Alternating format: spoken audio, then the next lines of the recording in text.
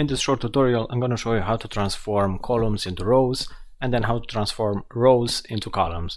So I have a sample data right here with the days of the week that are currently displayed as a column, and let's select everything in here. Let's press Ctrl and C to copy to clipboard.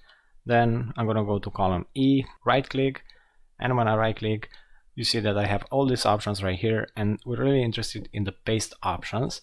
So from the paste options, I actually care about the fourth one in here that says Paste Transpose, and when I select it, you can see that my data has now been transformed into a row.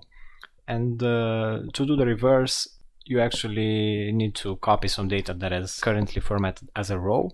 So we're just going to copy the data that I've just created. I'm going to go anywhere into the column and do the exact same thing as I did previously, and just like that my data has been transformed. And actually there's a shortcut to do this as well. Let me show you. I'm just going to copy the data from here.